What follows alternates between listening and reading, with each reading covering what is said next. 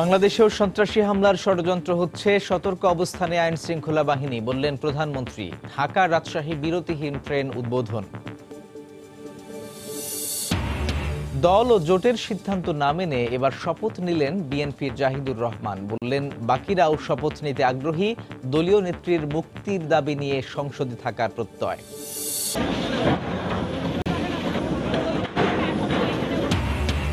ঢাকার নদী দখলমুক্ত করতে গিয়ে বিপাকে বিআইডব্লিউটিএ, ভুয়া নথি দেখিয়ে স্থগিতাদেশ নেয় ভাঙা যাচ্ছে না অনেক স্থাপনা।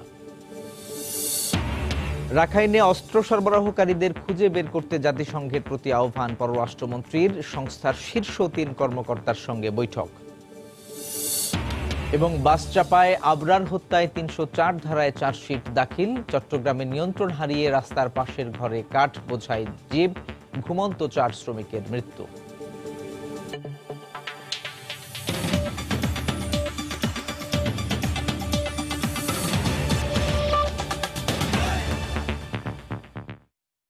সময় সংবাদের সঙ্গে আছি সাজিদ রাজু। শ্রীলঙ্কার মতো বাংলাদেশেও সন্ত্রাসী হামলার ষড়যন্ত্র চলছে জানিয়ে প্রধানমন্ত্রী শেখ হাসিনা বলেছেন আইন শৃঙ্খলা বাহিনী সতর্ক রয়েছে। সকালে গণভবন থেকে ভিডিও কনফারেন্সে ঢাকা রাজশাহী রুটে বিরতিহীন ট্রেন বনলতা এক্সপ্রেসের উদ্বোধনী অনুষ্ঠানে একথা বলেন প্রধানমন্ত্রী। এ সময় তিনি আরও বলেন, ধর্মের নামে যারা মানুষ হত্যা করছে তারা ধর্মকেই হেয় করছে। দেশের রেল খাতে উন্নয়নের এক নতুন মাইলফলক রচিত হলো ঢাকা রাজশাহী রুটে। বৃহস্পতিবার সকালে গণভবন থেকে ভিডিও কনফারেন্সের মাধ্যমে এই রুটে প্রথমবারের মতো বিরতিহীন ট্রেন বনলতা এক্সপ্রেসের কার্যক্রম উদ্বোধন করেন সরকার প্রধান। তারা আমাদের এই অনুষ্ঠানে প্রধানমন্ত্রী বলেন, যোগাযোগ ব্যবস্থার উন্নয়নে দেশের মানুষ উপকৃত হচ্ছেন। আরামদায়ক ভ্রমণ একমাত্র রেল দিতে পারে। কাজে রেল লাইনকে এই জন্য আমি সবথেকে গুরুত্ব দিয়ে আলাদা মন্ত্রণালয় করে দিয়েছি। রেলের যোগাযোগটা আমরা আরও উন্নত মানের করে দিতে চাই, যাতে করে আমাদের সমস্ত বাংলাদেশ রাজধানীর সঙ্গে একটা ভালো সংযোগ সৃষ্টি হয়। ধর্মের নামে যারা জঙ্গিবাদে সম্পৃক্ত হয়ে মানুষ হত্যার পথে নেমেছেন তাদের প্রতি ঘৃণা জানান প্রধানমন্ত্রী। ইসলাম ধর্মের নাম নিয়ে যারা সন্ত্রাস করে জঙ্গিবাদ চালায়, তারা আমাদের এই পবিত্র ধর্মটাকে কলুষিত করছে। কাজে আমি চাই সারা বাংলাদেশে প্রত্যেক মসজিদে আগামী জুম্মার পূর্বে যে খুতবা হয়, নিশ্চয়ই সেখানে এই জঙ্গিবাদের বিরুদ্ধে, সন্ত্রাসের বিরুদ্ধে আপনারা কথা বলে ইসলাম যে শান্তির ধর্ম সেই কথাটা ভালোভাবে মানুষের কাছে তুলে ধরবেন। বিএনপি জামায়াত এদেশে জঙ্গিবাদের উত্থান ঘটিয়েছিল অভিযোগ করে প্রধানমন্ত্রী বলেন, বাংলাদেশেও হামলার ষড়যন্ত্র চলছে, তবে আইন শৃঙ্খলা রক্ষা বাহিনী সতর্ক রয়েছে। জঙ্গিবাদ সন্ত্রাস সারা দেশে ছড়িয়ে পড়েছিল। 500 জায়গায় একই দিনে বোমা হামলা থেকে শুরু করে গ্রেনেড হামলা, মানুষ খুন করা, আমাদের নেতা কর্মীদের উপর অকথ্য অত্যাচার, নির্যাতন, জেল, জুলুম, অত্যাচার ছাড়া আর কিছু তারা করেনি। আমি দেশবাসীকে আহ্বান জানাবো যে এই ধরনের সন্ত্রাস জঙ্গিবাদের সাথে যারা সম্পৃক্ত থাকবে, সেটা শুধু গোয়েন্দা সংস্থাই না, আমাদের দেশবাসীকেও সতর্ক থাকতে হবে এবং খুঁজে বের করতে হবে এবং সঙ্গে সঙ্গে আইন শৃঙ্খলা রক্ষাকারী সংস্থাকে জানাতে হবে। পরে ভিডিও কনফারেন্সে মৎস্য ও প্রাণী সম্পদ মন্ত্রণালয়ের অধীনে বিভিন্ন প্রকল্পের আওতায় গোপালগঞ্জ, কিশোরগঞ্জ, সিরাজগঞ্জ ও চট্টগ্রামে নবনির্মিত 7টি ইনস্টিটিউট ও প্রতিষ্ঠান উদ্বোধন করেন প্রধানমন্ত্রী। জানান, এখন সময় উৎপাদনের পাশাপাশি খাদ্য প্রক্রিয়াজাতকরণেরও। রাশেদ বাপ্পি, সময় সংবাদ, ঢাকা। চালু হলো বহুল কাঙ্ক্ষিত রাজশাহী ঢাকা বিরতিহীন ট্রেন বনলতা এক্সপ্রেস। প্রধানমন্ত্রী শেখ হাসিনা ভিডিও কনফারেন্সের মাধ্যমে ট্রেনের শুভ উদ্বোধন করেন। এরপরই যাত্রী নিয়ে ঢাকার উদ্দেশ্যে ছেড়ে যায় ট্রেনটি। এই ট্রেন চালুর ফলে মাত্র 4 ঘন্টায় রাজশাহী ঢাকা রুটে যাতায়াত করার সুযোগ পাচ্ছেন যাত্রীরা। সাইফুর রহমান রকির রিপোর্ট। বৃহস্পতিবার সকাল, ঘড়ির কাঁটায় তখন 11টা 40 মিনিট। যাত্রী নিয়ে রাজশাহী থেকে ঢাকার উদ্দেশ্যে ছুটতে শুরু করে বিরতিহীন ট্রেন বনলতা এক্সপ্রেস। পূরণ হয় দীর্ঘদিনের প্রত্যাশা।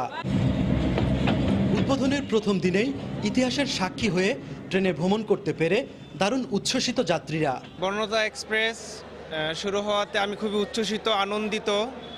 আমি প্রথম যাত্রী হিসেবে খুবই গর্বিত মনে করছি। অসংখ্য ধন্যবাদ বাংলাদেশ গভর্নমেন্টকে এবং প্রত্যেকটা বিভাগীয় শহরে এরকম একটা ট্রেন আশা করি। এই ট্রেনটা দেখার পরে আমার মনটা ভরে গেছে, মনে হচ্ছে যে পাশ্চাত্য দেশে আমি যেটা দেখে আসছি এখানে সেই ট্রেনটার একটা মানে যে চিত্রটা, এই চিত্রটা আমাদের দেশ ডে বাই ডে যেভাবে উন্নত হচ্ছে সেটা একটা চিত্র। এর আগে সকালে প্রধানমন্ত্রী শেখ হাসিনা ঢাকা থেকে ভিডিও কনফারেন্সের মাধ্যমে বনলতা এক্সপ্রেস ট্রেনের শুভ উদ্বোধন করেন।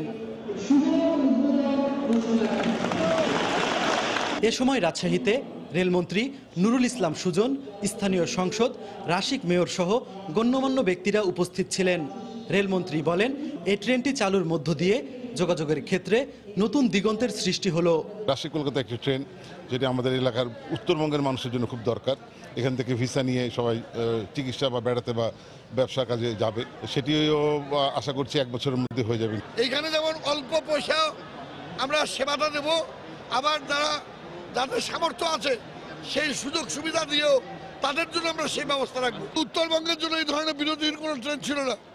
এটি শুরু হলো ঈদের পূর্বে, আমরা পঞ্চগড় পর্যন্ত, পার্বতীপুর পর্যন্ত, ঢাকা পার্বতীপুর, এবং তারপরে আপনার স্টেশনগুলো ধরবে। এইভাবে আরেকটি বিরতিহীন ট্রেন আমরা দিতে যাচ্ছি। ইন্দোনেশিয়া থেকে আনা এই ট্রেনে আরামদায়ক সিট, ওয়াইফাই ও খাবার সহ নানা সুযোগ সুবিধা থাকায় যাত্রীরা স্বাচ্ছন্দ্যে যাতায়াত করতে পারবেন। অন্যদিকে বিরতিহীন হওয়ায় গন্তব্যে পৌঁছাতেও সময় কম লাগবে। ঢাকা বনলতা এক্সপ্রেস ট্রেনে যাওয়ার জন্য আমি খুবই মানে খুশি আর কি। বাংলাদেশ রেলের আমি ধন্যবাদ জানাই। গাড়িতে অনেক কিছু সুযোগ সুবিধা আছে, নতুন সিট, নতুন গাড়ির খাবার মান এবং অনেক কিছু ভালো উন্নত আছে। কর্তৃপক্ষ জানায় 928 সিটের বনলতা এক্সপ্রেস ট্রেনটি শুক্রবার ছাড়া সপ্তাহে 6 দিন চলাচল করবে। সাইফুর রহমান রকি, সময় সংবাদ, রাজশাহী। দল ও জোটের সিদ্ধান্ত উপেক্ষা করে এবার শপথ নিলেন বিএনপির একজন সংসদ সদস্য। দুপুরে শপথ নেন ঠাকুরগাঁও 3 আসনের সংসদ সদস্য জাহিদুর রহমান জাহিদ। শপথ শেষে তিনি বলেন, দল থেকে নিষেধ থাকলেও নির্বাচিত অন্য সংসদ সদস্যরাও শপথ নিতে আগ্রহী। এদিকে জাহিদুর রহমান শপথ নেয় ক্ষোভ প্রকাশ করে দলটির সিনিয়র নেতারা বলেন, দলের চেইন অব কমান্ড না থাকার কারণেই এমন ঘটনা ঘটেছে। একাদশ জাতীয় সংসদ নির্বাচনের পর নির্বাচিতরা সংসদে যোগ দেবে না, এমন সিদ্ধান্ত নেয় বিএনপি। কিন্তু কয়েকদিন ধরেই বিএনপি থেকে নির্বাচিত সংসদ সদস্যদের শপথ নিয়ে চলছে আলোচনা। বিভিন্ন গণমাধ্যমে এ বিষয়ে প্রতিবেদন প্রকাশিত হয়। অবশেষে বৃহস্পতিবার সংসদে না যাওয়ার সিদ্ধান্ত থেকে সরে এসে শপথ নিলেন ঠাকুরগাঁও 3 আসন থেকে বিজয়ী বিএনপির সংসদ সদস্য জাহিদুর রহমান।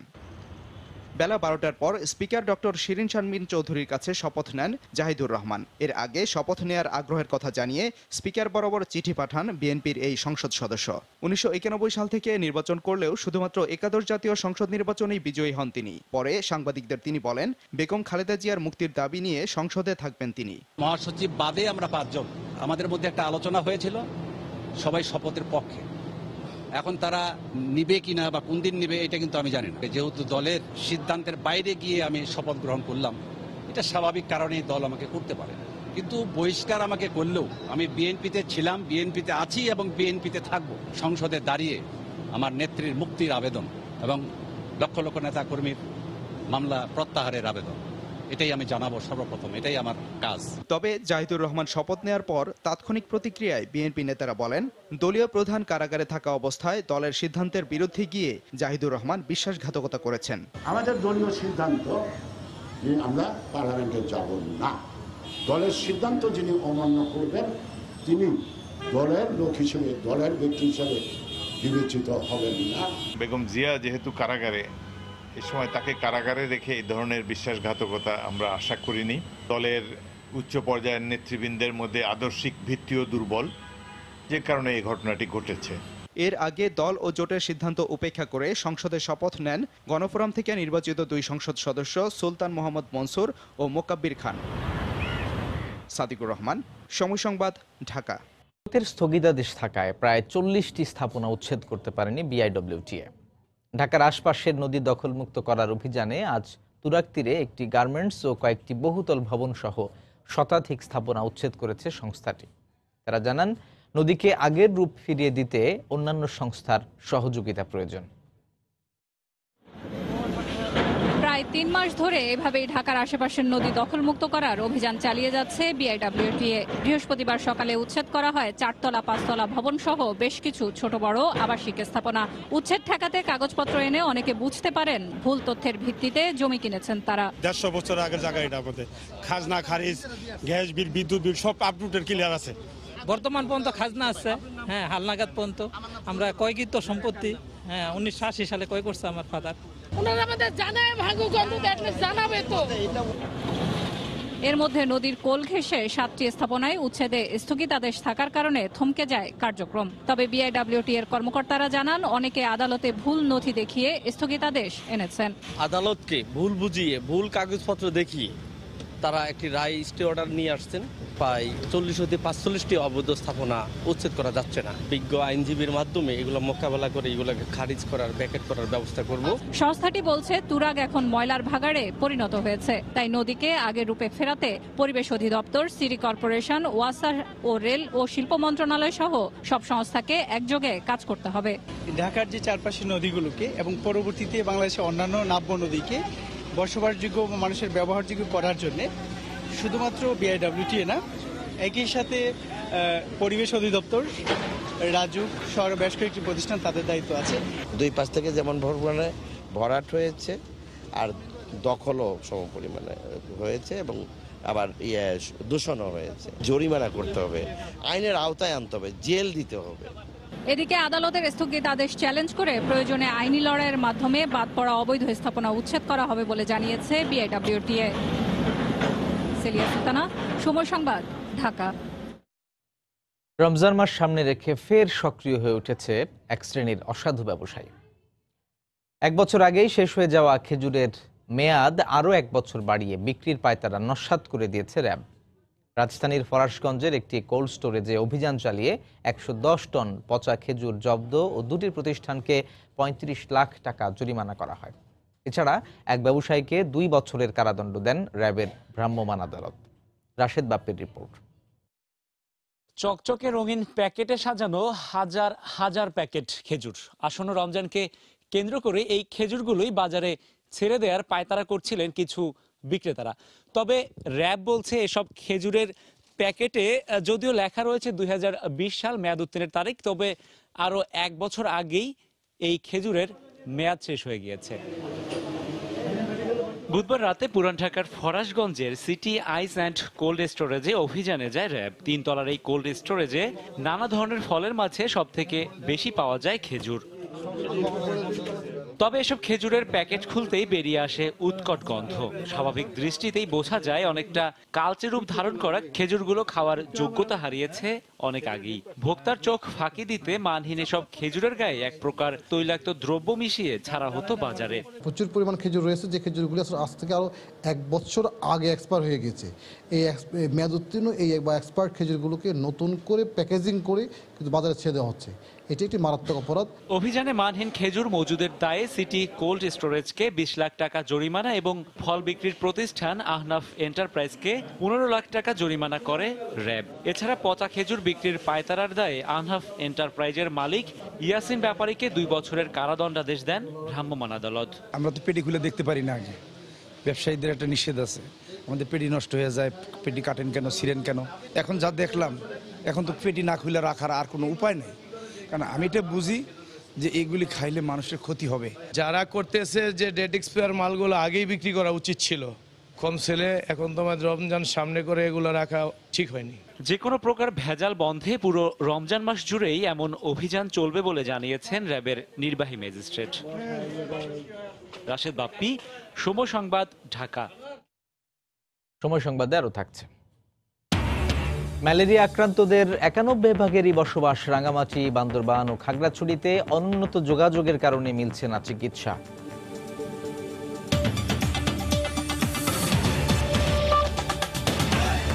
মিয়ানমারের রাখাইন রাজ্য অশান্ত করতে কারা অস্ত্র সরবরাহ করছে তা খুঁজে বের করতে আন্তর্জাতিক সম্প্রদায়ের প্রতি আহ্বান জানিয়েছেন পররাষ্ট্রমন্ত্রী এ কে আব্দুল মোমেন। এছাড়া ভাষাঞ্চলে রোহিঙ্গা স্থানান্তরে বাধা আসায় পরবর্তীতে রোহিঙ্গা ক্যাম্পে কোনো সমস্যা হলে তার দায় বাংলাদেশ নেবে না বলেও জানান তিনি। বাংলাদেশ সফরে আসা জাতিসংঘের 3টি প্রতিষ্ঠান প্রধানের সঙ্গে বৈঠক শেষে পররাষ্ট্রমন্ত্রী একথা বলেন। এ সময় তারা স্বীকার করেন, রোহিঙ্গা প্রত্যাবাসনের ত্রিপক্ষীয় চুক্তিটি ধীরগতিতে এগোচ্ছে। সমস্যা পুরনো। প্রায় 3 দশক ধরে প্রতিবেশী মিয়ানমারের সঙ্গে চলমান এই জটিলতা চরম আকার নেয় 2017 সালের আগস্টের পর আরও 7 লক্ষাধিক রোহিঙ্গা বাংলাদেশে প্রবেশ করায়। চুক্তি হয়েছে, সমাধানের আশ্বাসও মিলেছে। তবে মিয়ানমারের কূটকৌশলে এখন পর্যন্ত প্রাপ্তির খাতা কার্যত শূন্য হলেও সমাধানে অব্যাহত আছে আন্তর্জাতিক তৎপরতা। এর অংশ হিসেবে এবার বাংলাদেশ সফরে জাতিসংঘের 3টি প্রতিষ্ঠানের শীর্ষ ব্যক্তিরা। দ্বিতীয় দিনে পররাষ্ট্রমন্ত্রীর সঙ্গে সাক্ষাতের পর জানালেন এই বিষয়ে তাদের পরিকল্পনার কথা। বাংলাদেশ যে উদারতা দেখিয়েছে, আন্তর্জাতিক সংস্থার জন্য বাংলাদেশকে সমর্থন করা গুরুত্বপূর্ণ। এখন আমাদের উচিত এ সমস্যা সমাধানের একটি সর্বোচ্চ ভালো এবং কার্যকর সমাধান খুঁজে বের করা। রোহিঙ্গা প্রত্যাবাসনে ত্রিপক্ষীয় চুক্তিটি ধীরগতির। এছাড়া সেখানে সেনাবাহিনীর অভিযানের কারণে তা জটিলতায় পড়েছে। আমরা তাদের বেশ কিছু প্রস্তাবনা দিয়েছি, তারা তা মানতে সম্মত হয়েছে। আমরা রোহিঙ্গাদের সমস্যার সমাধান যেমন দেখতে চাই, তেমনি ক্যাম্পে অবস্থানরত রোহিঙ্গাদের কারণে যাতে কম দুর্ভোগ হয় সে বিষয়েও কাজ করছি। এই সময় পররাষ্ট্রমন্ত্রী তাদের সাফ জানিয়ে দেন, ভাসানচরে রোহিঙ্গা প্রত্যাবাসন করা না গেলে বর্ষায় কোনো সমস্যা হলে তার দায় নিতে হবে আন্তর্জাতিক সম্প্রদায়কেই। আমরা বলেছি যে আমরা কিছু লোকরে ভাসানচরে নিয়ে যেতে চাই, যেহেতু আগামীতে মৌসুমে ল্যান্ডস্লাইড হলে লোক মারা যাবে, মারা গেলে পরে আমরা উইল নট বি রেসপন্সিবল। আপনারা যারা বাধা দিচ্ছেন, ইউ শুড বি রেসপন্সিবল। আমি জিজ্ঞেস করছি, আপনারা কতবার তাদের সাথে গেছে? আপনাদের কত লোক আপনার রাখাইনে কাজ করে? ওখানে বাড়ান, এখানে না, এখান থেকে আপনারা বিদায় হন। কে ওয়েপনগুলো সাপ্লাই করে? ওখানে যে রাখাইনের আর্মি টার্মি মারামারি করে, আপনারা এটা বের করেন। বৃহস্পতিবার কক্সবাজারের রোহিঙ্গা ক্যাম্প পরিদর্শন শেষে শুক্রবার বাংলাদেশ ছাড়বেন জাতিসংঘের উচ্চ পর্যায়ের এই প্রতিনিধি দল। ইহসান জুয়েল, সময় সংবাদ, ঢাকা। বিশ্ববিদ্যালয় ছাত্র আবরার হত্যা এবং কলেজ ছাত্রী সিনথিয়া হত্যা চেষ্টা মামলায় সুপ্রভাত বাসের মালিক ননী গোপাল সহ 8 জনকে আসামি করে চার্জশিট দিয়েছে ঢাকা মহানগর গোয়েন্দা পুলিশ। তারা বলছেন এটি নিছক দুর্ঘটনা নয়। আসামিদের অবহেলা এবং আইন অমান্য করার প্রবণতা থেকেই এই ঘটনা ঘটে। এ কারণে তাদের বিরুদ্ধে সড়ক পরিবহন আইনের 304 ধারায় চার্জশিট দেওয়া হয়েছে। খান মোহাম্মদ রুমেলের রিপোর্ট। 19 মার্চ সকালে ঢাকার নর্দায় সুপ্রভাত পরিবহনের একটি বেপরোয়া বাসের চাপায় মারা যান বিশ্ববিদ্যালয় শিক্ষার্থী আবরার আহমেদ। সেদিনই গুলশান থানায় মামলা করেন আবরারের বাবা। আবরারকে চাপা দেওয়ার আগে শাহজাদপুরের বাঁশবাড়ি এলাকায় সিনথিয়া নামে এক কলেজ ছাত্রীকে চাপা দেয় একই বাস। সিনথিয়াকে চাপা দেওয়ার পর ট্রাফিক পুলিশ বাসটির চালক সিরাজকে আটক করে। তবে কন্ডাক্টর ইয়াসিন ও হেলপার ইব্রাহিম বাসটি নিয়ে পালানোর সময় চাপা দেয় আবরারকে। অভিযোগপত্রে আরও বলা হয়, মালিক ননী গোপালের নির্দেশেই বাসটি নিয়ে পালানোর চেষ্টা করে ইয়াসিন ও ইব্রাহিম। সরাসরি যারা এই হত্যাকাণ্ড এবং গুরুতর আঘাতের সাথে জড়িত তাদের সবাইকে আমরা গ্রেপ্তার করেছি এবং তারা ইতিমধ্যে জেল হাজতে আছে। এবং যারা পরিবহন রুটের ব্যানারের ব্যবসা করেন এবং এই অবৈধভাবে টাকা দিয়ে থাকেন তাদেরকে আমরা এখনও গ্রেপ্তার করতে পারিনি। তবে অবশ্যই তারা আদালতে চার্জশিট হয়ে যাওয়ার পরে তাদের নামে ওয়ারেন্ট জারি হবে, তখন তারা গ্রেপ্তার হবে। গোয়েন্দা পুলিশ বলছে বাসটির রুট পারমিট ছিল মহাখালী থেকে ব্রাহ্মণবাড়িয়া রুটে, কিন্তু চলছিল সায়দাবাদ থেকে গাজীপুর রুটে। টাকার বিনিময়ে সুযোগ করে দিয়েছিল সুপ্রভাত পরিবহন কোম্পানির সভাপতি আলাউদ্দিন এবং ব্যবস্থাপনা পরিচালক আশরাফুদ্দিন। যেই লোকের গাড়ির স্টিয়ারিং ধরারই কথা না, যিনি টাকা কালেক্ট করেন কন্ডাক্টর, উনি একটা বাসকে চালাতে যাবেন, এটা কোনো মতেই কাম্য না। সুতরাং এটা একটা শিয়ার বা মেয়ার অ্যাক্সিডেন্ট না, এটা ইচ্ছাকৃতভাবে এবং গাফিলতির কারণে, এটা একটা ক্রেজিনেসের কারণে সংঘটিত অ্যাক্সিডেন্ট। যেই কারণে আমরা এমন ধারা সংযোজন করেছি যেখানে সর্বোচ্চ শাস্তি যাবজ্জীবন কারাদণ্ড হতে পারে। ঘটনার 1 মাসের কিছু বেশি সময় পর চার্জশিট দেওয়া হলো এই মামলার। এখন দ্রুত বিচারের মাধ্যমে আসামিদের শাস্তি নিশ্চিত হবে বলে আশা তদন্ত সংস্থার। সেটা অনিচ্ছাকৃত না, সেটা। খান মোহাম্মদ রুমেল, সময় সংবাদ, ঢাকা। চট্টগ্রামে কাঠ বোঝাই চান্দের গাড়ি চাপায় ইটভাটার ঘুমন্ত 4 শ্রমিকের মৃত্যু হয়েছে। আহত হয়েছেন আরও 3 শ্রমিক। ভোরে রাঙ্গুনিয়ার গাবতলী এলাকায় এই দুর্ঘটনা ঘটে। চালকের বেপরোয়া গতির কারণেই এই দুর্ঘটনা ঘটেছে বলে জানান স্থানীয়রা। এদিকে ঘাতক জিপ জব্দ করলেও চালককে আটক করতে পারেনি পুলিশ। পুলিশ জানায় বৃহস্পতিবার ভোরে রাঙামাটি থেকে কাঠ বোঝাই একটি জিপ চট্টগ্রামে যাচ্ছিল। পথে রাঙ্গুনিয়ার গাবতলী এলাকায় পৌঁছালে নিয়ন্ত্রণ হারিয়ে রাস্তার পাশে এসআরবি ইটভাটার শ্রমিকদের একটি ঘরের ওপর উঠে যায়। এতে ঘটনাস্থলেই ঘুমিয়ে থাকা 4 ইটভাটা শ্রমিকের মৃত্যু হয়। আহত হন আরও 3 জন। খবর পেয়ে পুলিশ ঘটনাস্থল থেকে লাশগুলো উদ্ধার করে ময়না তদন্তের জন্য চট্টগ্রাম মেডিকেল কলেজ হাসপাতালের মর্গে পাঠায়। স্থানীয়রা বলছেন বেপরোয়া গতির কারণেই এই দুর্ঘটনা ঘটেছে। লার্কির গাড়ি ছিল, অনেক ব্যাগে আসছে গাড়িটা, কন্ট্রোল করতে পারে না, মরণ টার্নিং এর কারণে গাড়িটা উল্টে দিয়েছে। 4 জন মারা গেছে, আরো মেডিকেলে 3 জন আছে, তাদের অবস্থাও সিরিয়াস। ব্রিকফিলের শ্রমিক ঘুমানো অবস্থায় ছিল, হঠাৎ করে এসে ওদের গায়ে গাড়িটা পরে গাছ টাছ পরে তাদের মাথার আঘাত পাওয়ার কারণে 4 জন মৃত হয়েছে। এদিকে সড়কের পাশে ঝুঁকিপূর্ণভাবে গড়ে তোলা ঘরগুলো সরিয়ে নেয়ার দাবি ইটভাটা শ্রমিকদের। এই দুর্ঘটনায় মানুষগুলো শেষ, এগুলো কি আর জীবন পাইব? তো এইভাবে যত রাস্তার পাশে ঘর আছে, আমার অনুরোধ এই ঘরজন সরাই ফেলে। টার্নিংয়ে তো রাস্তার উপরে, আমি শুধু এখানকে না, যত ঘর রাস্তার পাশে আছে, আমার অনুরোধ সবাই ঘরগুলো সরিয়ে ফেলতে উচিত হবে। দুর্ঘটনার পরই ঘাতক জিপ জব্দ করলেও চালক পালিয়ে গেছে বলে জানিয়েছে পুলিশ। ইটভাটায় হতাহত শ্রমিকদের গ্রামের বাড়ি নোয়াখালীর দক্ষিণ হাতিয়ার বেজুবিল্লা গ্রামে। সময় সংবাদ, চট্টগ্রাম। রাজধানীর কলেজ গেট এলাকায় পিকআপের ধাক্কায় মোটরসাইকেল আরোহী এক ছাত্রী নিহত হয়েছেন। নিহত ফাহমিদা লাবণ্য ব্র্যাক বিশ্ববিদ্যালয়ের সিইসি বিভাগের ছাত্রী ছিলেন বলে জানা গেছে। এই মুহূর্তে সোহরাওয়ার্দী হাসপাতালে আছেন রিপোর্টার শাহরিয়ার জামান দীপ। সরাসরি যাচ্ছি তার কাছে। দীপ,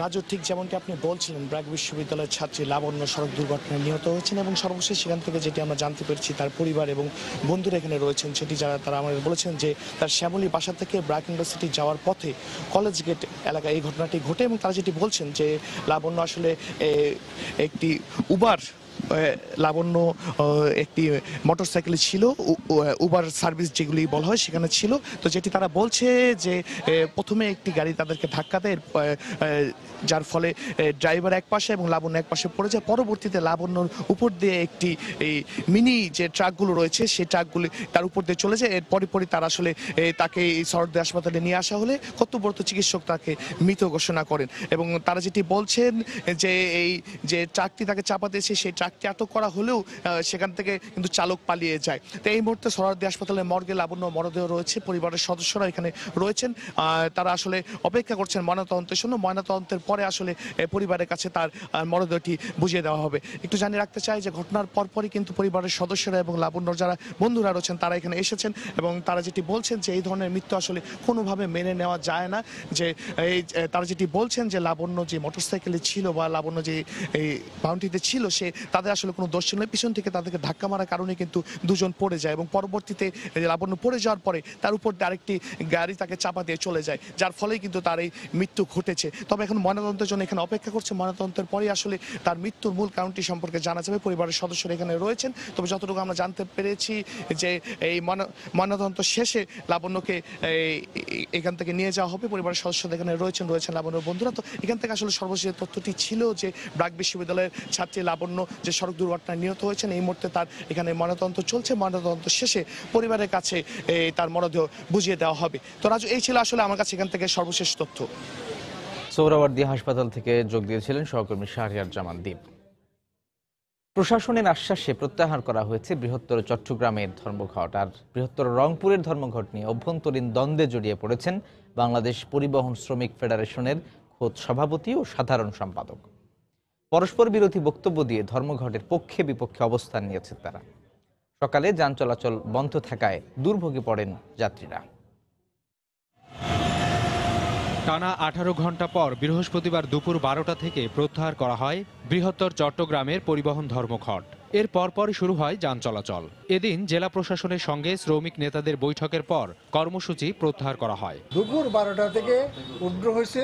যারা যেখানে আছেন আমাদের চালক এবং বিভিন্ন কাউন্টার খুলে দেওয়া, আমাদের চালকদের গাড়ি চালানোর উদ্যোগ নেওয়া, এই ব্যাপারে আমরা অনুরোধ জানাচ্ছি।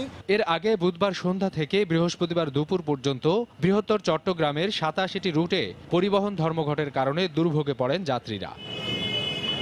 শ্রমিক নেতাদের অভ্যন্তরীণ দ্বন্দ্বের মধ্য দিয়ে আংশিকভাবে চলে বৃহত্তর রংপুরের পরিবহন ধর্মঘট। কর্মসূচিকে কেন্দ্র করে পরস্পর বিরোধী বক্তব্য দিয়েছেন বাংলাদেশ সড়ক পরিবহন শ্রমিক ফেডারেশনের সভাপতি ও সাধারণ সম্পাদক। আমাদের 5 জেলায় গাড়ি ঘোড়া চলবে, অনির্দিষ্টকালে ধর্মঘট গেলে কিছু কিছু ধারা আমাদের আছে, সেই ধারা মোতাবেক আমরা ধর্মঘট করব। অবশ্যই যে কোনো হত্যার পক্ষে আমি না। পরিবহন ধর্মঘট চলছে, ইনশাআল্লাহ এটা বিচার না হওয়া পর্যন্ত পরিবহন ধর্মঘট চলবে। এই অবস্থার মধ্যেই দিনাজপুর, ঠাকুরগাঁও, পঞ্চগড়, নীলফামারী ও গাইবান্ধায় বন্ধ রয়েছে যান চলাচল। এতে বিপাকে পড়েন যাত্রীরা। সকলের কাছেই আসলে বিশেষ অনুরোধ রাখছি, দ্রুত নিরসন করে যাত্রী দুর্ভোগ থেকে রেহাই দিন। টিকিট কাটছি 4 দিন আগে, এখন যদি আমি ঢাকা যেতে না পারি আমার ছেলের বিয়ের আমি ওখানে কিভাবে মুখ দেখাবো। তবে রংপুর থেকে কুড়িগ্রাম ও লালমনিরহাটে শুরু হয়েছে যান চলাচল। এতে স্বস্তি ফিরেছে যাত্রীদের মাঝে। গাড়ি ঘোড়া চলতেছে, তার ভোগান্তিকে আমরা কমে গেছে। ধর্মঘট উঠে গেছে, তখন আমি খুব দ্রুত এখানে চলে আসলাম, কারণ আমার ঢাকা ইমার্জেন্সি যেতে হবে। গত 22 এপ্রিল চট্টগ্রামের পটিয়া এলাকায় শ্যামলী পরিবহনের একটি বাসে আইন শৃঙ্খলা রক্ষা বাহিনীর পরিচয়ে তল্লাশি চালানো হয়। এ সময় বাগবিতণ্ডায় জড়িয়ে পড়লে চালক জালাল উদ্দিনকে নির্যাতনের অভিযোগ ওঠে। পরে চিকিৎসাধীন অবস্থায় মারা যায় সে। এ ঘটনায় দায়ের করা মামলা তদন্তের দায়িত্ব পুলিশের কাউন্টার টেরোরিজম ইউনিটের কাছে হস্তান্তর করা হয়েছে। সাবিত সারওয়ার, সময় সংবাদ। উপাচার্যের আশ্বাস অনুযায়ী 28 এপ্রিল ঢাকা বিশ্ববিদ্যালয়ের সিন্ডিকেট সভা থেকে 7 কলেজের সমস্যার সমাধানে কার্যকর পদক্ষেপ নেওয়া না হলে অবরোধ ও গণ অনশন কর্মসূচির হুঁশিয়ারি দিয়েছে আন্দোলনকারী শিক্ষার্থীরা। সকালে ঢাকা কলেজের ক্যাফেটেরিয়ার সামনে থেকে সংবাদ সম্মেলন করে এই ঘোষণা দেওয়া হয়। প্রতিশ্রুতি অনুযায়ী উপাচার্য মহোদয় 28 তারিখ সাংবাদিকদের সামনে প্রকাশ্যে 7 কলেজের সমস্যা সমাধানে নেওয়া সিদ্ধান্ত ও পদক্ষেপগুলো তুলে ধরব। যদি 28 তারিখ কোনো কার্যকর সমাধানের ঘোষণা না আসে, আমরা আগামী 29 এপ্রিল সংবাদ সম্মেলন করে পরবর্তী কর্মসূচি আমরা ঘোষণা করব। শিক্ষামন্ত্রী দীপু মনি বলেছেন, বর্তমান শিক্ষা পদ্ধতি শিক্ষার্থীদের জন্য আনন্দদায়ক নয়। যুগোপযোগী ও আধুনিক শিক্ষা পদ্ধতি প্রণয়নের পাশাপাশি শিক্ষার্থীদের মূল্যায়ন পদ্ধতিতে জোর দেওয়ার কথা জানিয়েছেন তিনি। দুপুরে বাংলা একাডেমিতে শিক্ষক সম্মেলনে তিনি কথা জানান। আসলে কতটুকু জ্ঞান বা দক্ষতা অর্জন করেছে সেটাই আমরা জানতে পারি না। সেই অ্যাসেসমেন্টটা তো আসলে তাহলে সঠিক অ্যাসেসমেন্ট নয়। আমাদের ইনোভেশন ছাড়া তো হবে না। ইনোভেশন একেবারে এগুতে হলে ইনোভেশন লাগবে, এবং সেই ইনোভেশন ছাড়া কি করে যাব? সেই ইনোভেশনের জন্যে এই যে যত আপনার চেঞ্জের কথা বলছি, এগুলো সমস্ত কিছু করবার জন্যে বিনিয়োগ তো আপনাকে করতেই হবে। সিলেটে অধ্যাপক ডক্টর মোহাম্মদ জাফর ইকবালের উপর হামলার ঘটনায় আদালতে দ্বিতীয় দিনের মতো সাক্ষ্য গ্রহণ করা হয়েছে। সকালে অতিরিক্ত মহানগর দায়রা জজ আদালতে সাক্ষ্য গ্রহণ করেন বিচারক মমিনুন্নেসা। এর আগে কড়া নিরাপত্তায় মামলার প্রধান আসামি ফয়জুল সহ 6 জনকে হাজির করে পুলিশ। এরপর মামলার 56 সাক্ষীর মধ্যে 2 জনের সাক্ষ্য গ্রহণ করা হয়। 2018 সালের 3রা মার্চ সিলেটে শাহজালাল বিজ্ঞান ও প্রযুক্তি বিশ্ববিদ্যালয়ের এক অনুষ্ঠানে জাফর ইকবালের ওপর ছুরি নিয়ে হামলা চালায় ফয়জুল হাসান। এই ঘটনায় জালালাবাদ থানায় একটি মামলা দায়েরের পর ফয়জুল সহ 6 জনকে গ্রেপ্তার করে পুলিশ।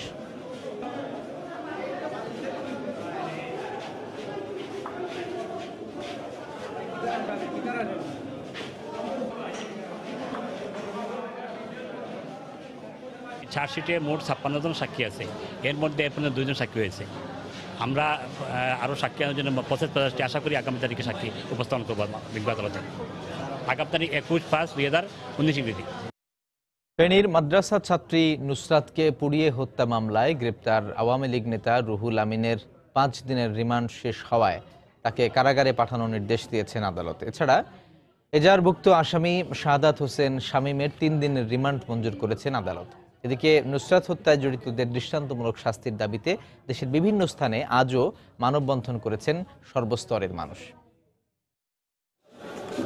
ফেনীতে মাদ্রাসা ছাত্রী নুসরাত হত্যা মামলায় মাদ্রাসা পরিচালনা কমিটির সহসভাপতি ও উপজেলা আওয়ামী লীগ সভাপতি রুহুল আমিনের 5 দিনের রিমান্ড শেষে বৃহস্পতিবার বিকেলে সিনিয়র জুডিশিয়াল ম্যাজিস্ট্রেট আদালতে হাজির করে পিবিআই। শুনানি শেষে তাকে কারাগারে পাঠানোর নির্দেশ দেন আদালত।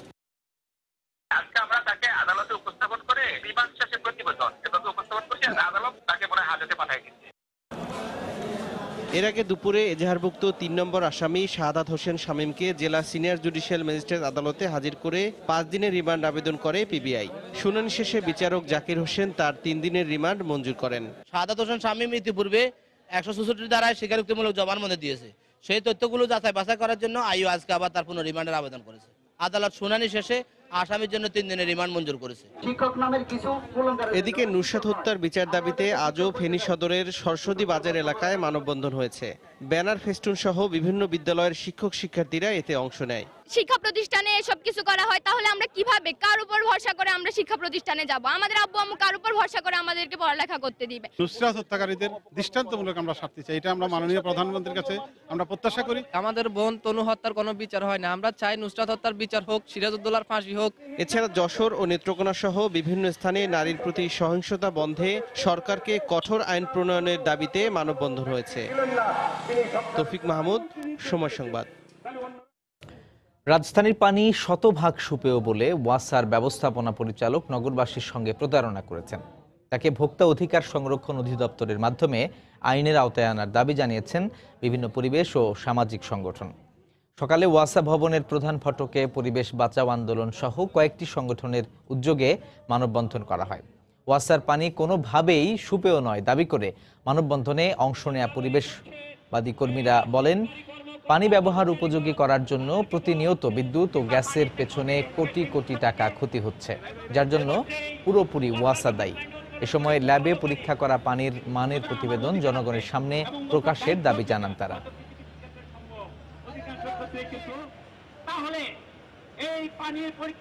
তার এই বক্তব্য ভোক্তা অধিকার আইন 2009 এর পরিপন্থী। আমরা বলবো ভোক্তা অধিকার অধিদপ্তরকে তার বিরুদ্ধে কার্যকর পদক্ষেপ গ্রহণ করার জন্য, কারণ পানি তো সুপেয় নয়, পানি বিশুদ্ধও নয় এবং এটি গোসল করারও উপযোগী না। এই পানি ফিল্টারিং করার জন্য গ্যাস অপচয়ের পাশাপাশি আমরা বোতলজাত পানি ক্রয় করে খাই এবং পানিবাহিত রোগের ওষুধপত্র যদি হিসাব করি সেটা কয়েক হাজার কোটি টাকা হবে। এটাকে একটা অজুহাত দেখে বড় বড় প্রজেক্ট নেওয়ার পায়তারা করছে। বরং আপনাদের দায়িত্ব পালন করার জন্য, আপনাদের যে দায়িত্ব গ্রাহক পর্যায়ে পর্যন্ত ভালো পানি দেওয়ার জন্য, সেটার জন্য কার্যকর পদক্ষেপ গ্রহণ করুন এবং সেটার অংশ হিসাবে এই মনিটরিং ব্যবস্থাটা চালু করুন এবং এই মনিটরিংয়ের জন্য নিয়মিতভাবে পানি পরীক্ষা করুন। ওয়াসার পানি পাইপলাইনের মাধ্যমে সরবরাহ করার কারণে জনগণকে রিজার্ভ ট্যাঙ্ক পরিষ্কার পরিচ্ছন্ন রাখা সহ সচেতনভাবেই পানি পান করা উচিত বলে জানিয়েছেন স্থানীয় সরকার, পল্লী উন্নয়ন ও সমবায় মন্ত্রী তাজুল ইসলাম। দুপুরে সচিবালয়ে তিনি সাংবাদিকদের একথা জানান। এ সময় তিনি অগ্নি দুর্ঘটনা বন্ধ ও দুর্ঘটনাকালে মৃত্যুর সংখ্যা কমাতে জনসচেতনতা বাড়ানোর জন্য বিভিন্ন ধরনের কার্যক্রম গ্রহণের নির্দেশ দেন সংশ্লিষ্টদের। যেখানে পানি উৎপাদন হয় সেখানে দেখা যাচ্ছে পানি ঠিক আছে, এরপর পাইপলাইনের ভিতর দিয়ে যায় পানি, ওয়াসার দাবি হলো যে সেখানে পানি ঠিক আছে। আচ্ছা, এখন সেখানের মধ্যে বাড়িতে তো প্রত্যেক বাড়িতে রিজার্ভার আছে। এখন রিজার্ভার তো আপনি কতটুকু মেনটেন করতে পারেন, are you sure you could keep it hygienic. এখন যদি না রাখতে পারেন তাহলে সেখানে কন্টামিনেশন হতে পারে। অর্থাৎ বহু দূর থেকে যে জিনিসটা আসে সেটা নিয়ে খুব কেয়ারফুলি আপনাকে হ্যান্ডেল করতে হয়। সরকারের দায়িত্বে অথবা বিভিন্ন সংস্থা যারা দায়িত্বে আছে তারা এটাকে আমি মনে আমলে নেওয়া উচিত, এটাকে সহজভাবে গ্রহণ করা উচিত। নিবন্ধিত চিকিৎসকের প্রেসক্রিপশন ছাড়া অ্যান্টিবায়োটিক বিক্রি বন্ধে প্রয়োজনীয় ব্যবস্থা নেওয়ার নির্দেশ দিয়েছেন উচ্চ আদালত। রায় হাতে পাওয়ার দুদিনের মধ্যে এ বিষয়ে ব্যবস্থা নিতে সারা দেশের সিভিল সার্জনকে বলা হয়েছে। আদালতের আদেশ বাস্তবায়নে জনসচেতনতা বাড়ানোর পাশাপাশি টাস্কফোর্স গঠনের পরামর্শ দিয়েছেন ওষুধ বিশেষজ্ঞরা। অতিরিক্ত অ্যান্টিবায়োটিক সেবনে কমছে রোগ প্রতিরোধ ক্ষমতা, দেখা দিচ্ছে নানা ধরনের স্বাস্থ্য সমস্যা, আর এজন্য কোনো ব্যবস্থাপত্র ছাড়া অনিবন্ধিত চিকিৎসক বা দোকানের পরামর্শে সহজেই অ্যান্টিবায়োটিক পাওয়াকে দুষছেন ওষুধ বিশেষজ্ঞরা। এমন প্রেক্ষাপটে নিবন্ধিত চিকিৎসকের পরামর্শ ছাড়া অ্যান্টিবায়োটিক বিক্রি বন্ধে প্রয়োজনীয় ব্যবস্থা নেওয়ার নির্দেশ দিলেন উচ্চ আদালত। হাইকোর্টের এই অর্ডারের পরে কার্যত প্রেসক্রিপশন ছাড়া অ্যান্টিবায়োটিক বিক্রি বাংলাদেশে হতে পারে না, আর হবে না। অ্যান্টিবায়োটিকগুলো মানুষের খাওয়ার কথা, এই অ্যান্টিবায়োটিক এখন খাওয়ানো হচ্ছে গিয়ে পোলট্রিতে দেওয়া হচ্ছে, যার কারণে এইগুলা ইনডাইরেক্টলি আমাদের অ্যান্টিবায়োটিক রেসিস্ট্যান্স মানুষের শরীরে তৈরি হচ্ছে। উচ্চ আদালতের এই আদেশকে স্বাগত জানিয়ে বাস্তবায়নে টাস্কফোর্স গঠনের পরামর্শ ওষুধ বিশেষজ্ঞদের। প্রেসক্রিপশন ছাড়া অ্যান্টিবায়োটিক বিক্রি করাটা নিষিদ্ধ এবং এটি সাজাযোগ্য অপরাধ কিন্তু এই বিষয়টি প্রয়োগ করা যাচ্ছিল না। আমরা মনে করি এই রুলের প্রেক্ষিতে বাংলাদেশের সকল আইন প্রয়োগকারী সংস্থা, ওষুধ প্রশাসন অধিদপ্তরের নিয়ন্ত্রণাধীন বিভিন্ন অফিসার, কর্মকর্তা, কর্মচারীবৃন্দ তারা যদি কার্যকর ভূমিকা রাখেন, বাংলাদেশ অবশ্যই অ্যান্টিবায়োটিক এই যে রেজিস্ট্যান্সের বিরুদ্ধে যে অবস্থানটা নিচ্ছে সেটা বিশ্বের জন্য একটা দৃষ্টান্ত হিসেবে। একই সঙ্গে সাধারণ মানুষের অ্যান্টিবায়োটিক চেনার সুবিধার্থে লাল চিহ্ন দেওয়ার পরামর্শ তাদের। আফজাল হোসেন, সময় সংবাদ, ঢাকা। এক দশকে উল্লেখযোগ্য মাত্রায় ম্যালেরিয়া নিয়ন্ত্রণ সম্ভব হলেও চ্যালেঞ্জ রয়েছে 3 পার্বত্য জেলায়। আক্রান্তের 91 ভাগেরই বসবাস রাঙ্গামাটি, বান্দরবান ও খাগড়াছড়িতে। যোগাযোগ সমস্যার কারণে পাহাড়ি ও সীমান্তবর্তী এলাকায় চিকিৎসা সেবা পৌঁছানো সম্ভব হচ্ছে না। তবে পার্বত্য জেলাগুলোকে অত্যাধিক গুরুত্ব দিয়ে ঝুঁকিপূর্ণ 13টি জেলার 71টি উপজেলাতেই ম্যালেরিয়া স্ক্রিনিং ও ওষুধ সরবরাহ করার কথা জানিয়েছে স্বাস্থ্য অধিদপ্তর। রাঙ্গামাটির প্রতিনিধি হেফাজত সবুজকে সঙ্গে নিয়ে মুজাহিদ শুভর রিপোর্ট। এক যুগ আগেও ম্যালেরিয়া হয়নি এমন মানুষ খুঁজে পাওয়া দুষ্কর ছিল রাঙ্গামাটিতে, অথচ গেল 3 বছরে মৃত্যু হয়নি একজনেরও। 2016 সালেই যেখানে প্রাণ হারিয়েছে 17 জন। মশারি ওষুধ সহ সরকারি বেসরকারিভাবে নেয়া অব্যাহত কর্মসূচির ফলে ম্যালেরিয়া ভীতি অনেকটাই কমেছে রাঙ্গামাটিবাসীর। আমার নিজেরাই হতো 10 বছর ধরে, প্রায় এর আরো আগের থেকেই ম্যালেরিয়ার এই জিনিসটা আমরা আর দেখতে পাচ্ছি না। মশারি দেওয়ার পরে ওরা আবার চেক করতে আসে, মানে মশারি এগুলো ব্যবহার করে কিনা। এনজিও সমাজকর্মীরা গিয়ে মানে উদ্যুক্ত করে আর কি এই যে ম্যালেরিয়া সম্বন্ধে। তো মোটামুটি নাই বললেই চলে এখন ম্যালেরিয়া। উচ্চপ্রবণ না হলেও সমতলের 10টি জেলায় প্রাদুর্ভাব রয়েছে ম্যালেরিয়ার। চট্টগ্রাম, কক্সবাজার, সুনামগঞ্জ সহ মোট 13 জেলায় ম্যালেরিয়ার ঝুঁকিতে রয়েছে প্রায় 1,80,00,000 মানুষ। সমতল ভূমিতে সহজ হলেও পার্বত্য অঞ্চলে ম্যালেরিয়া নিয়ন্ত্রণকে সবচেয়ে বড় চ্যালেঞ্জ হিসেবে দেখছে সরকার। বাংলাদেশ, মিয়ানমার এবং ভারত মিলে একটি রিজিওনাল কোঅপারেশন মেকানিজম করা যায় কিনা, যার মধ্যে দিয়ে শুধুমাত্র এই বর্ডার ম্যালেরিয়াকে অ্যাড্রেস করা হবে। তাতে আমি মনে করি যে নির্মূল কর্মসূচি আরও দ্রুত এগিয়ে যাবে। রোহিঙ্গা জনগোষ্ঠীর মধ্যে এখন পর্যন্ত 26 জনকে শনাক্ত করা সম্ভব হয়েছে। তবে ব্যাপক স্ক্রিনিং এর মাধ্যমে বাকিদের শনাক্ত করার পাশাপাশি যেন তা দেশের মানুষদের সংক্রামিত না করে সেদিকে খেয়াল রাখার আহ্বান বিশেষজ্ঞদের। আমাদের দেশের মানুষের মধ্যে না ছড়াতে পারে, এই কারণে আমাদের এই এফডিএমএন মানুষদের সঙ্গে মানুষদের জন্য কাজ করার জন্য ন্যাশনাল ম্যালেরিয়া প্রোগ্রাম এবং আমাদের বিআইটিআইডি একটি যৌথ একটা এমওইউ স্বাক্ষর করেছে। সার্বক্ষণিকভাবে ওদের কাছে মশারি বিতরণ করা আছে এবং তাদের মধ্যে সার্বক্ষণিকভাবে রোগ নির্ণয়ের পদ্ধতি আছে, অনেকগুলো হেলথ ক্যাম্প আছে। প্রাথমিক পর্যায়ে যে ভয়টা ছিল রোহিঙ্গারা ম্যালেরিয়া প্রাদুর্ভাবের জন্য কোনো সমস্যা হবে বলে আমার মনে হয় না। দুর্গম এলাকায় নজরদারি কমিটির পৌঁছতে না পারা, অসচেতনতা এবং স্থানীয় জনসাধারণকে জাতীয় কর্মসূচির সাথে সম্পৃক্ত করতে না পারায় নিয়ন্ত্রণ করা যাচ্ছে না ম্যালেরিয়া। তাই আগামী 30 সালের মধ্যে ম্যালেরিয়া সম্পূর্ণভাবে নির্মূলের সরকারি যে পরিকল্পনা তা কতটুকু বাস্তবায়ন করা সম্ভব তা নিয়ে শঙ্কা রয়েছে বলে জানিয়েছেন সংশ্লিষ্টরা। মুজাহিদ শুভ, সময় সংবাদ, রাঙ্গামাটি। সুনামগঞ্জের হাওরগুলোতে পরিবহন সুবিধা না থাকার পাশাপাশি গত কয়েক বছরে অস্বাভাবিকভাবে বজ্রপাতে মৃত্যুর হার বেড়ে যাওয়ায় ধান কাটার মৌসুমে তীব্র শ্রমিক সংকট দেখা দিচ্ছে। এতে চলতি বড় মৌসুমের ধান কাটা মাড়াই নিয়ে শঙ্কায় আছেন কৃষকরা। এ অবস্থায় ধান পরিবহনে খাল পুনর্খনন সহ হাওরের মাঝে রাস্তা নির্মাণের দাবি তাদের। তবে শ্রমিক সংকট কাটাতে বালুমহাল বন্ধ রাখার পাশাপাশি সব ধরনের সহযোগিতার আশ্বাস দিয়েছে জেলা প্রশাসন ও কৃষি বিভাগ। সুনামগঞ্জ প্রতিনিধি হিমাদ্রি শেখর ভদ্রের তথ্য ও ছবি নিয়ে রিপোর্ট। এক দশক আগেও হাওরের ধান কাটার জন্য দেশের বিভিন্ন স্থান থেকে শ্রমিক আসতেন হাওর এলাকায়। তবে গত কয়েক বছর ধরে বালুমহালে শ্রমিকদের কর্মসংস্থান সৃষ্টি হওয়ায় শ্রমিক সংকট দেখা দিয়েছে। পাশাপাশি ধান পরিবহনের অধিকাংশ খাল ভরাট হওয়ায় 2 থেকে 3 কিলোমিটার দূর থেকে মাথায় করে ধান বহন করতে হয় শ্রমিকদের। অন্যদিকে গত কয়েক বছরে হাওর অঞ্চলে বেড়েছে বজ্রপাতে শ্রমিক মৃত্যুর হার। এ অবস্থায় ধান পরিবহনের খালগুলো পুনঃখনন সহ হাওরের মাঝে রাস্তা নির্মাণের দাবি কৃষকদের। কোনো রাস্তাঘাট নাই, ধান আনার সুবিধা নাই, এই ধরনে আরো আপনার ব্যাপারীরা আইতে রাজি হয় না, ধান কাটতে রাজি হয় না। যদি এখানে রাস্তাটা হইতো, সড়কটা হইতো, তাহলে মনে হয় আমরা ধান কাটতে সুবিধা হয়। বালুক আমরা যদি 1 মাসের জন্য বন্ধ দিতাম বিশেষ করে, তাহলে আমরা কৃষকরা মনে করো বাঁচতাম। আমরা দৌড়াদৌড়ি করে বাড়ি তাইতে কেউ টাটা ফেরে মরে। ধান কাটা আইলে তো আমাদের বেতন দেয় 500 টাকা, আর অন্য অন্য কামো গেলে 1000-1200 টাকা থাকে, তাই এই জন্য মানুষ ধান কাটা আসতে চায় না। হাওর অঞ্চলে ধান পরিবহনে রাস্তা নির্মাণ কিংবা খাল খনন করা না হলে আগামীতে শ্রমিক সংকট আরও তীব্র আকার ধারণ করবে বলে মনে করেন সুনামগঞ্জ বাঁচাও হাওর বাঁচাও আন্দোলনের এ নেতা। কৃষি বিভাগকে কিভাবে ধান পরিবহন হবে, কিভাবে বিপণন হবে, এইগুলোও চিন্তায় মাথায় আনতে হবে, না হলে এই সংকট প্রতি বছরই লেগে থাকবে। এদিকে ধান কাটার মৌসুমে হাওর অঞ্চলে শ্রমিক সংকট নিরসনে বালুমহল সাময়িক বন্ধের ঘোষণা দিয়েছে কৃষি বিভাগ ও জেলা প্রশাসন। তহসিলদারদের মাধ্যমে খালজলগুলি চিহ্নিত করে এখানে থ্রেসিং ফ্লোর করার জন্য সরকারের পক্ষ থেকে প্রয়োজনীয় অর্থ বরাদ্দ পাওয়া যায়। তারা হাওরে ধান কেটে থ্রেসিং ফ্লোরে এনে এখানে মাড়াই করে ধানটা পরে ক্যারি করতে পারবে। যারা পাথর এবং বালি ব্যবসার সাথে সরাসরি জড়িত তাদেরকে নির্দেশনা দেওয়া হয়েছে যাতে তারা কিছুদিন তাদের এই কাজটাকে একটু স্থগিত রাখে। সুনামগঞ্জের 11টি উপজেলায় ছোট বড় 95টি হাওরে প্রায় 2,24,500 হেক্টর জমিতে ধান আবাদ হয়েছে। এখনো 1,84,000 হেক্টর জমির ধান কাটা বাকি রয়েছে। সময় সংবাদ, সুনামগঞ্জ। নতুন করদাতাদের শনাক্তে সারা দেশে চলছে জাতীয় রাজস্ব বোর্ডের আয়কর জরিপ কার্যক্রম। এর অংশ হিসেবে রাজধানীর নাজিরা বাজার লেন এলাকায় আজ জরিপ করেছে কর অঞ্চল 2।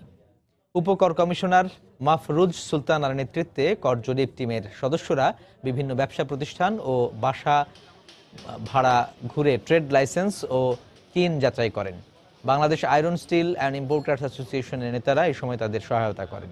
নতুন করদাতা শনাক্তের মাধ্যমে রাজস্ব আয় বাড়াতে গেল বছর অক্টোবর থেকে সারা দেশে জরিপ কার্যক্রম শুরু করে এনবিআর। চলতি অর্থ বছরে 3 লাখ নতুন করদাতা শনাক্ত করা হয়েছে। করদাতাদের স্বতঃস্ফূর্ত সাড়া পাওয়া যাচ্ছে বলে জানায় জরিপ টিম।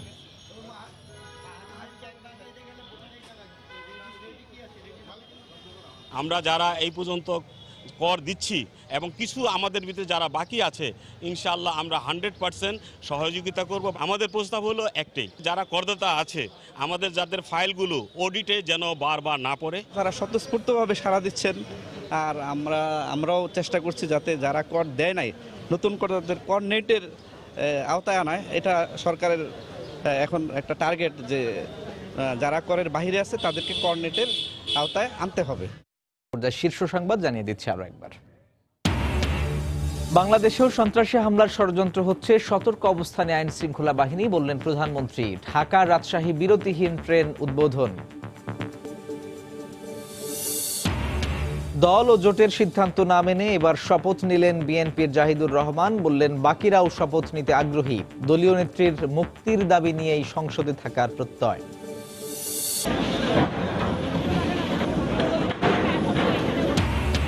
ঢাকার নদী দখলমুক্ত করতে গিয়ে বিপাকে বিআইডব্লিউটিএ, ভুয়া নথি দেখিয়ে স্থগিতাদেশ নেয়, ভাঙা যাচ্ছে না অনেক স্থাপনা। রাখাইনে অস্ত্র সরবরাহকারীদের খুঁজে বের করতে জাতিসংঘের প্রতি আহ্বান পররাষ্ট্রমন্ত্রীর, সংস্থার শীর্ষ 3 কর্মকর্তার সঙ্গে বৈঠক। এবং বাসচাপায় আবরার হত্যায় 304 ধারায় চার্জশিট দাখিল। চট্টগ্রামে নিয়ন্ত্রণ হারিয়ে রাস্তার পাশের ঘরে কাঠ বোঝাই চাঁদের গাড়ি, ঘুমন্ত 4 শ্রমিকের মৃত্যু। এই ছিল এখনকার মতো। যে কোনো খবর পেতে ভিজিট করুন সময়নিউজ.tv। আপনার মোবাইলে সময় সংবাদ দেখতে ও সকল খবর পেতে ডাউনলোড করুন সময় অ্যাপ। এছাড়া এইমাত্র পাওয়া খবর আপনার মোবাইলে পেতে SMS করুন *BN লিখে পাঠিয়ে দিন 16242 নাম্বারে। সঙ্গে থাকুন সময়।